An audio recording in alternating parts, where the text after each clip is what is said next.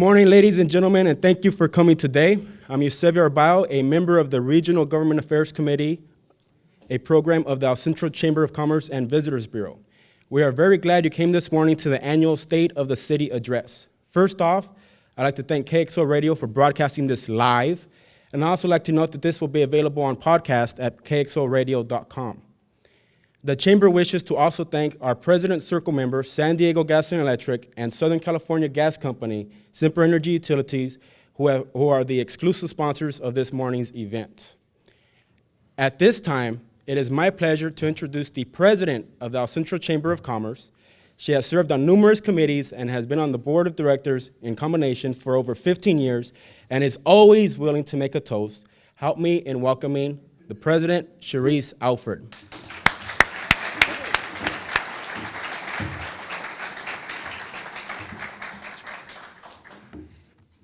Thank you, Sabio. I like the toast part. It's a little too early for that. Well, good morning to everyone. Thank you for taking your time out of your busy day to attend the 2012 El Centro State of the City address. We're looking forward to hearing what Mayor Sanders has to present to us this morning. But before that, thank you for the opportunity to share with you some of the exciting things we have going on with the El Centro Chamber. The Chamber remains active in the community and strong, despite the challenges with the struggling economy. I stand before you today to tell you I'm proud of what we've accomplished and where we're going. That's thanks to a great Chamber team, board of directors, and strong members. We remain focused on our mission, and that is to create a strong local economy, promote the community, provide networking opportunities, and to represent the interest of business to government. And to give you an idea of how busy we have been, the Chamber website had 266,000 hits, 7,500 visitors came through the front doors, and approximately 1,000 members and guests attended the mixers over the past year, many of you out there in the room today. Seems like all of that action paid off. For the third year in a row, the Chamber received the prestigious President's Circle Award from the California Chamber of Commerce. One of the small requirements of receiving that award is that the Chamber sell the California and federal employment posters. And I'm proud to say that El Centro Chamber was actually in the top 5 for sales in the state. So although it's a really small aspect of our Chamber, we all know we have to have those posters, so it's a very important service that we do provide. Special events continue to play an important role at our Chamber, and they add to the quality of the life of our community. Most recently, we hosted the 27th annual Welcome Back Snowbird Pancake Breakfast, and over 1,200 winter visitors attended. That amounts to about 54,000 pancakes over the years. In December, we hosted the 66th annual Christmas parade, and we had over 125 entries. Really says a lot that despite this economy, the enthusiasm that our Imperial Valley residents have. Thanks to the City of El Centro for helping us with that, and we couldn't do it without those lost vigilantes. Thanks, guys. Next week, we have the honor of hosting the Air Show Gala, which is a black tie affair, and we look forward to seeing you all there. It's really a spectacular event. It's held in a beautiful setting, and that is one of NFA's hangars. I mean, what could be more patriotic? This not only is a classy affair, it's really an opportunity to mingle with and mingle with other Chamber members, but it's really a true salute and appreciation for NAF El Centro. Like many of you, we continue to look for non-traditional means of generating revenue. So last September, our Chamber coordinated a travel trip to China, and it was a success, more than we thought it would even be. 30 people attended, so I'm pleased to report that we will be doing that again this fall. Since we met last year at this event, the El Centro Chamber of Commerce entered into a partnership with the Workforce Development Board to host a series of roundtable discussions with our members regarding the current business climate in El Centro. As you can imagine, we received some excellent and candid feedback in those roundtables. One of the key issues we heard is there was a need for streamlined permit processing and that there was room for improvement with customer service when it came to dealing with our local agencies, especially when it came to dealing with projects and building. So the Chamber set up a task force, which included local builders and members, and we met with Mayor Silva and the city staff to discuss these issues. Most importantly, how can we look at solutions? And I just think this was an excellent example of how community members, the chamber, the city, our members can all work together to make a difference. And after all, that is one of the reasons we all live in a small community, isn't it? It's such a great advantage. We hope in the future that those doors continue to be open with all of us so that we can continue to make this the best city to do business in.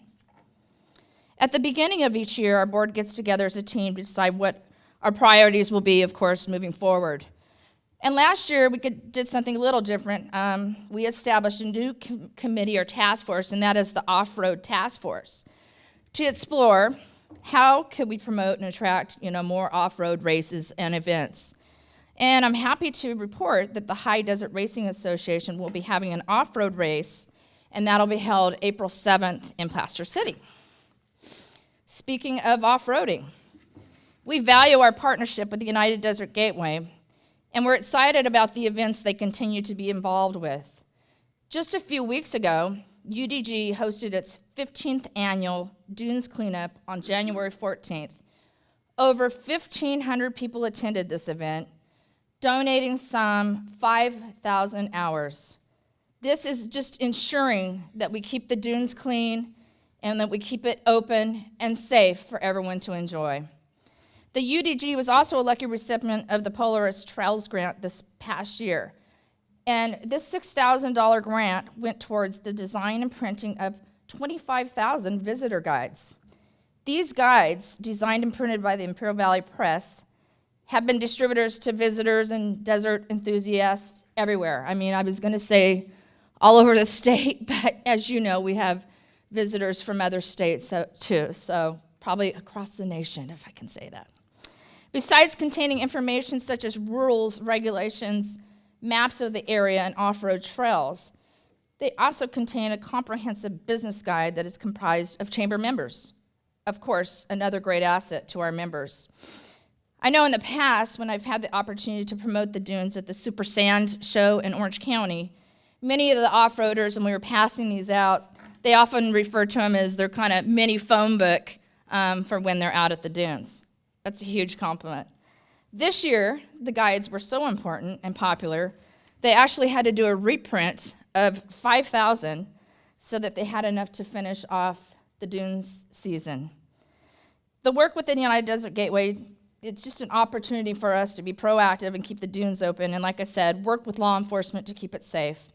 We have Charla Teeters to thank, who is both the director of the Film Commission and the United Desert Gateway. She truly is a tremendous asset to the Chamber and to the Imperial Valley. The Imperial County Film Commission, they've had a busy year as well. The county has seen over 20 productions in just the past 6 months. Those 20-plus projects represent an estimated economic impact to our county of over $450,000. December alone saw 8 projects filmed throughout the county, and they almost touched on kind of every major city in the valley. The Imperial County Film Commission and IVC are currently working with Sundance, which I'm sure many of you know, but they happen to be one of the largest independent film festivals in the world. But they're working to bring a workshop opportunity to the Imperial Valley on Saturday, February 18th. The UDG is honored to have Sundance's endorsement and support, and they look forward to their second annual Ivy Film Festival, an exciting event that will highlight the talents and local filmmakers and artists. And that will be held May 4th at the Cinemark Theaters at the Imperial Valley Mall.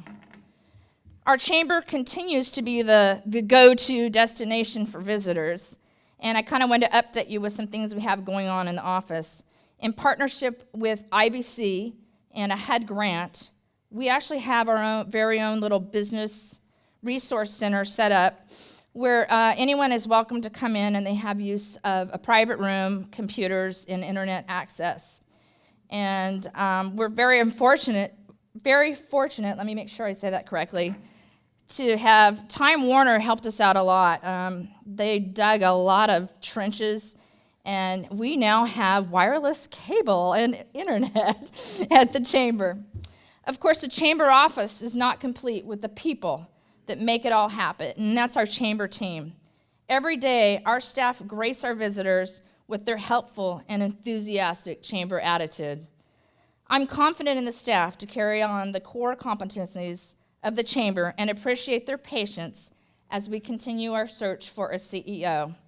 Thank you, Vicki, Joanne, and Trish, for your hard work and sense of pride in the chamber that you bring to our office in this community every day. Like many other businesses, we too have been affected by the economy, and especially with membership numbers. Many of the members we've lost over the years have seemed like a lot of them had some kind of relation to real estate or construction. However, last year we did end up having 55 new members, so something to be said about that. We most certainly look forward to what this new year will bring us. I'm sure you all do. And we remain hopeful that more businesses will come to El Centro and new businesses will open, but we're not just leaving it to hope.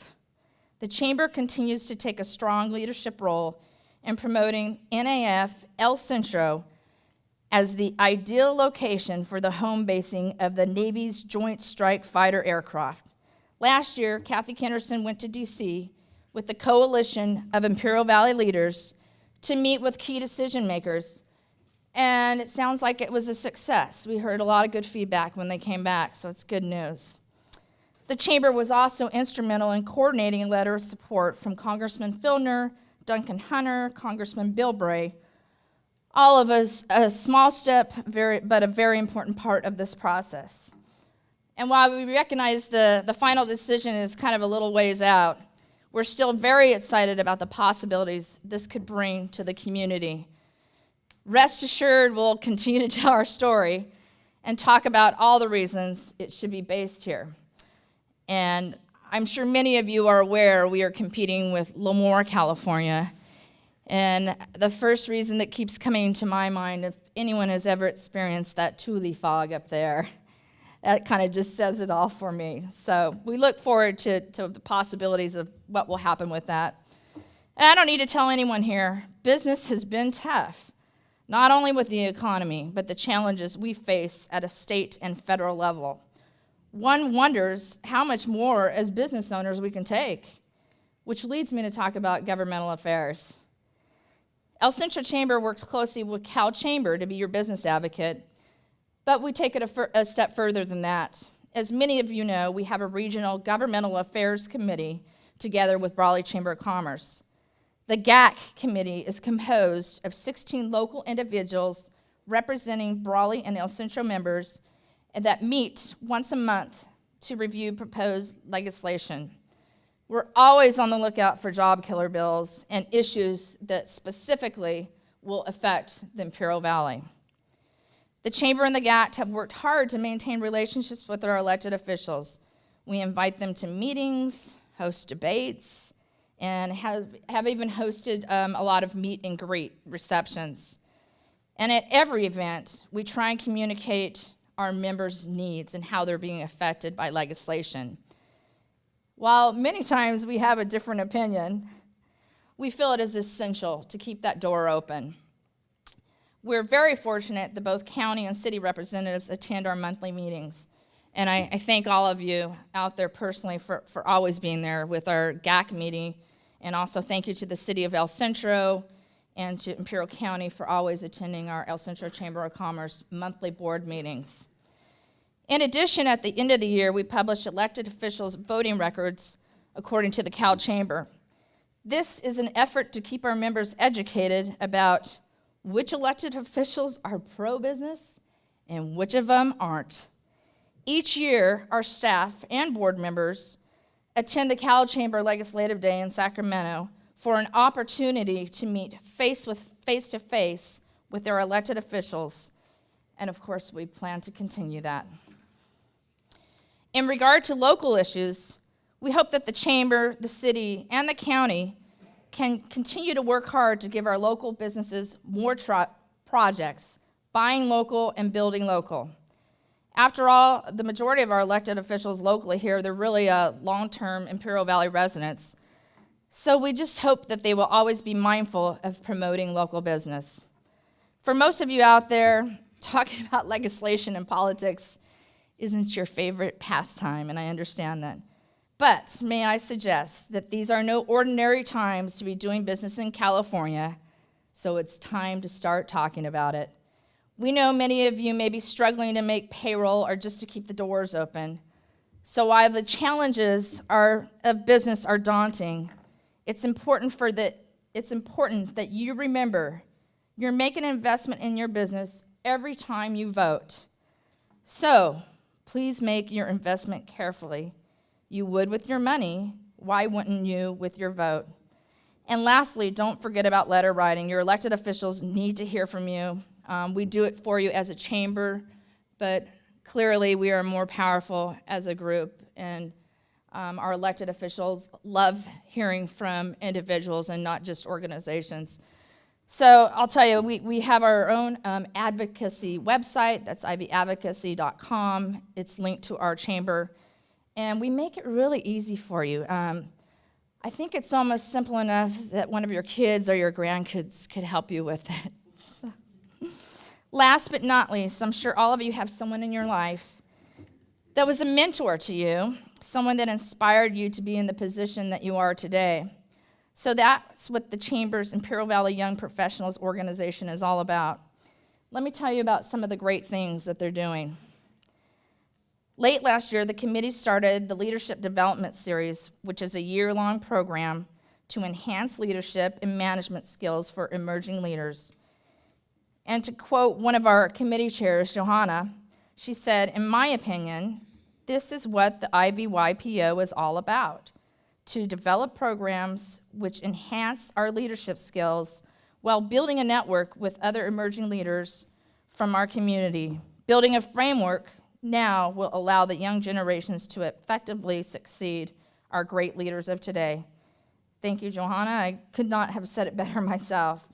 And a special thank you to Luis Plancarte. He really, with New Gold, he really was instrumental in helping our Young Professionals Organization to kind of take this leadership series and training to a whole new level.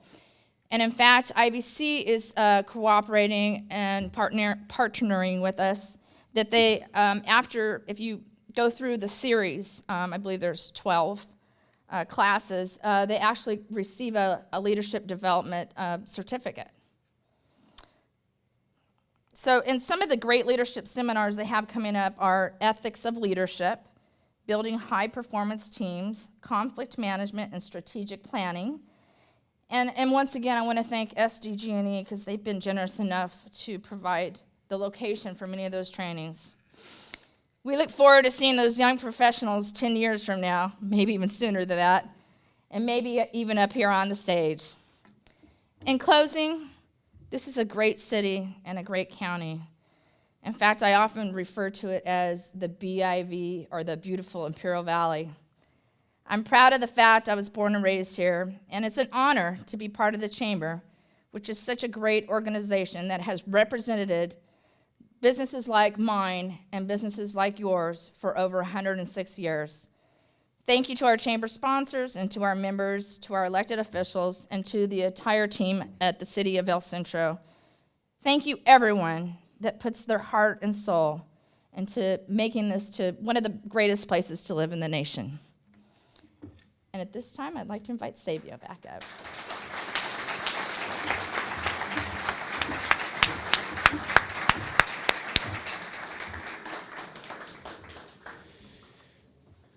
Our keynote speaker is the mayor of the City of El Centro and has been a public servant for a combined 25 years of service. And she is also serving on an unprecedented 5th term as mayor. So, ladies and gentlemen, join me in welcoming the mayor of the great city of El Centro, Sedelia Sanders.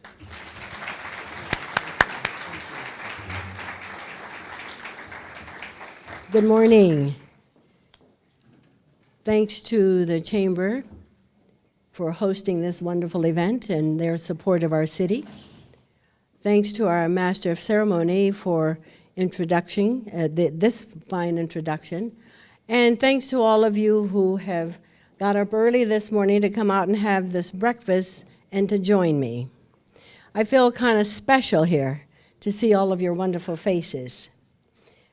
Before I go further, I'd like to just identify certain individuals that are also in the audience, not by individual name, but I'm going to ask if you would stand as a group, and that is other elected officials. We have someone here from the Board of Supervisors. If you would stand, please, and be recognized. There's 2 members. IID directors, are you here? Other city officials, any of our neighboring cities that have an elected official in our audience or key staff persons in the audience. Mark Grand. I thought I saw Marlene Best. Is Marlene Best still with us? Okay, there she is, all right.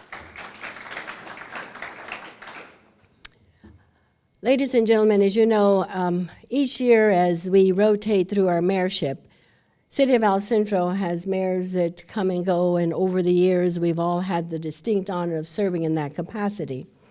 And as we do, we select a theme that we think would be commonplace to what we would be advocating for the year of our tenure. My theme this year is, in the midst of uncertainty, there's optimism. We've heard the Chamber speak to you about all of the uncertainty, the economic downturn, how difficult it may be for businesses, but that translates, and by extension, goes right to the heart of our city. So as I talk about this, I also want you to know, I think there's some things that we can applaud as far as accomplishments. And as we do that, I think it's important to note what we have been able to provide for you. And this was done because we heard from you, and we're responding to what you told us your needs were. Now, I know the fire station and public safety has been a very important aspect of this community. You wanted to make sure that we could look out in our community and have all of the needs that you would have available to you. So in response to that, the 3rd fire station is being built on Broad Chair Road. This is a $7.5 million project. It has been funded with RDA bonds. The fire station will be 18,565 square feet, and the station is scheduled to be complete May 1st of 2012. Now, as we move forward, we want to tell you about what you told us you needed. You wanted better access for health care. You wanted us to continue to promote health and wellness. And in doing that, we heard that, and we responded by joining with the El Centro Regional Medical Center. And we had a ribbon cutting just a few weeks ago at their new outpatient clinic. Now that outpatient clinic will have the opportunity of having 22,000 visitors per year. What that will do for you is mean that you will have access to greater quality of health care. This building was a $3.2 million project. It was funded by contributions from the city's redevelopment agency and from the hospital. Now, there's been those who said, what are we going to do about lifelong learning, and how are we going to be a strong advocate for things that need the library, because that too is a very key component to the quality of life. Well, we all know that in 2010, we had that tremendous earthquake, 7.2. The damage done to that library was something that was not going to be easily repaired. So we found a temporary location. And that location will be out at the old Sears Plaza. And we anticipate that you will be able to use that facility May of this year. So as we look around, we see that everything you've asked for, this city has truly tried to leverage funding streams in order to provide that, to ensure that your quality of life would in no way be hampered. Our new transit station. You wanted to know what could we do about responding to the needs of moving people from one destination to the other and throughout this county. That transit station hub will be located on the corners of 7th and State Street. And it is funded with some federal stimulus dollars. So our staff has been very actively involved in going after those funding streams that would make projects such as this become a reality. That will be complete later this year. And most of all, we had the youth come to us time and time again, looking for ways to have recreational opportunities. Not only did our youth come to us, but some of those of us who are in my age category, and I won't tell you exactly what that is this morning, but we're looking for ways to recreate ourselves and to have a fun place to go, a destination, if you will. So we have this new Martin Luther King skate park that will be located on the corners of 6th and Adams. It's an exciting park for all of our residents, especially our youth, because the youth came and asked, and I mean the youth filled this room. They had their skateboards under their arms, and they were very, very vocal about what they would like to have in this community. This skate park is one of a kind. It's designed to accommodate beginning skaters as well as those who are advanced, with a variety of skate styles. It could be rollerblades or even BMX bikes. This is a $2.5 million project that was funded with Proposition 84 grant money. I think we deserve to pause at this time and get a shout out to Anastasia, because she was really very helpful in helping us secure that grant and helping with the design. And if she's in the room, I don't know, I didn't see her in the room, but I think she deserves a shout out for that. Now this, yes, thank you. This project is expected to be complete in March of next year. Also, that's going to be located in our Martin Luther King Pavilion will be the home of our indoor sports complex. This complex will make healthy, recreational, and competitive sports available to everybody on a year-round basis, rain or shine, or if we have 115 degrees. And you know that we have plenty of summer days when it's a little above 100. But I want to pause and tell you what other aspects of that we can do. It is not going to be within the skate park, but it'll be right outside here, and that's our splash pad. Finally, that splash pad will be refurbished and built, and so many of the young people in this quadrant of our city will have a way to be refreshed if they can't get over to the Martin Luther King skate park. The cost of this project, the soccer portion of it, is $3.5 million, and it is funded by Community Development Block Grants, and it was funded by Park and Recreation impact fees. Now, a portion of it was also funded with RDA funds, and it's expected to be complete in August of this year. Now, I wondered if we were to really think about all of the things that most of you asked for, at least the last time I was standing before you. And I recall that you asked for this when some of my colleagues and former mayors were standing before you. What are you going to do about all those potholes in the street? We have potholes so large that we could lose a small Volkswagen in it. We heard all of those aspects about potholes. Well, I think now that you ride down certain streets, you can see that the improvements have been made. And that was in phase 1. Phase 2 is forthcoming.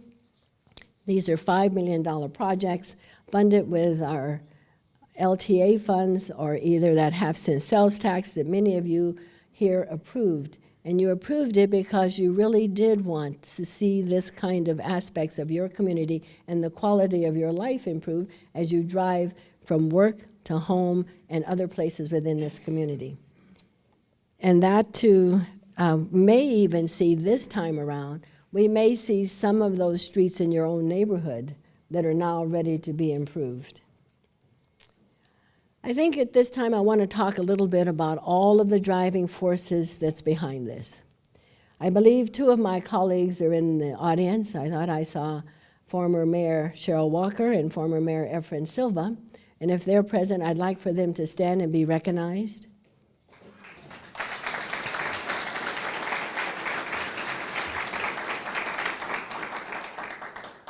And as we recognize them, I would be remiss if I did not recognize the effort and energy that was put forth by a former colleague, Mr. Edney. Now, Mr. Edney worked with us for 8 years, and his dedication to this community was outstanding. And much of what you see accomplished over the last time I stood before you was because of his efforts and his energy. We also wanted to acknowledge our newest member, and that's Mr. Jason Jackson. Mr. Jackson did call me this morning and inform me that due to some work commitments, he was not going to be able to be present. But nonetheless, we welcome him and we look forward to his ideas and what he can bring to the table to strengthen this community, and this will all be for the benefit of you as the residents. I would be remiss if I didn't acknowledge all of our department heads. Now, the department heads are truly the wind beneath our wings. Those are the ones that really, I can say, work shoulder to shoulder with us as we began to advance those projects and programs that are so important to you. So I would like to give a great shout out and a large round of applause to all of our department heads and all of our rank and file employees. So any of you that are here, please stand and be recognized. All of you.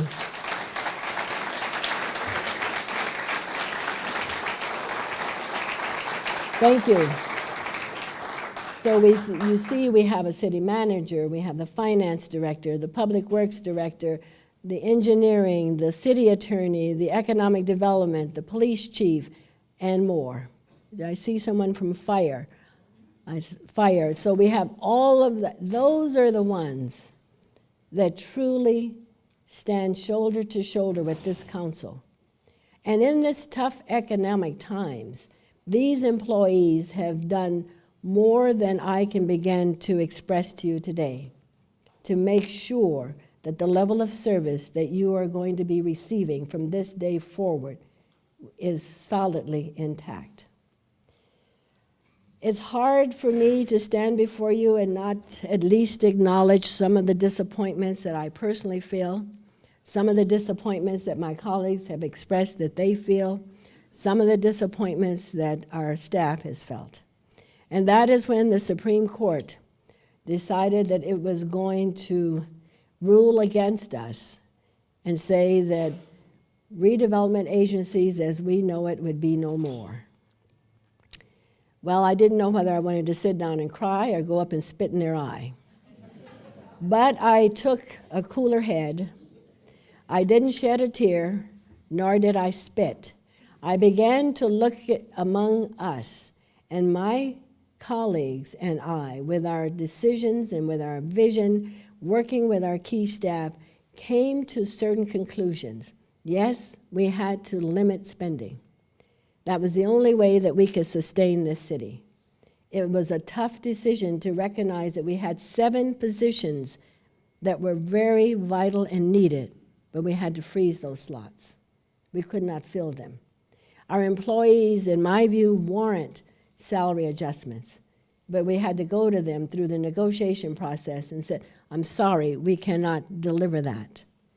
We asked them to work harder with less, and for that, I'm deeply grateful.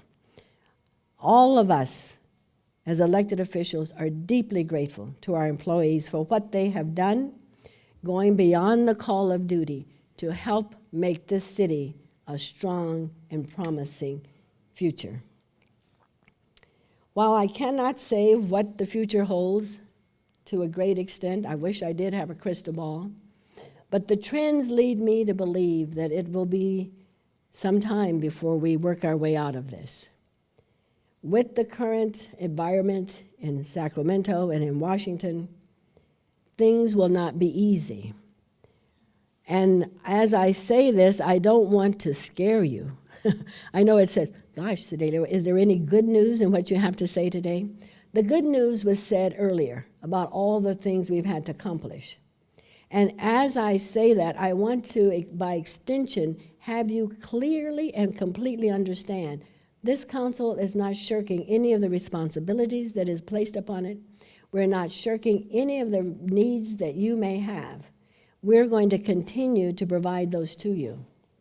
We are going to continue to provide all of those programs and projects that help enhance your quality of life. Our staff will actively pursue any kind of grant, fund that we can use to leverage those programs and projects. And as you heard me earlier speak to that, how we went after stimulus money, bond money, grant funds in order to actually deliver the things that I had spoke about. So I think the optimism that I bring to you today is that, yes, today there may be a cloud, and that cloud is one of uncertainty. But as I look out, and as I came over here this morning from my home, I saw the sun rising. And I do not believe this glass is half empty. Rather, I believe it's half full. So I want to encourage each of you to know that your elected officials are here to do your bidding. We have fought many a fight in Sacramento. We have fought many a fight in Washington. And we will not stop until every single thing that is needed by this community is delivered to us. And we, in turn, will make sure we deliver that to you. So I want to thank you for your time. Thank you for your presence. Thank our staff once again for all of their hard work. And if there's any questions, I would be happy to entertain them at this time.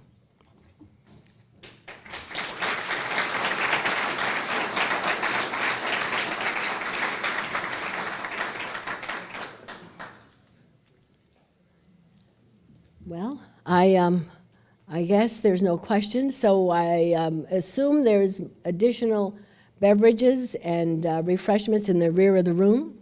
For those of you who would like to engage in that, unless our master of ceremony has some closing remarks. No, there's no closing remarks?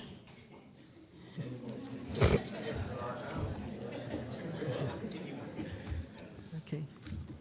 Well, let's give another round of applause for the mayor of the city of El Centro. Again, thanks KXL Radio for broadcasting this live. Look at kxlradio.com. And thank you for the El Centro Chamber of Commerce for helping put this together in conjunction with the city of El Centro. So you all have a good morning, have a great day, and we'll look forward to seeing you soon.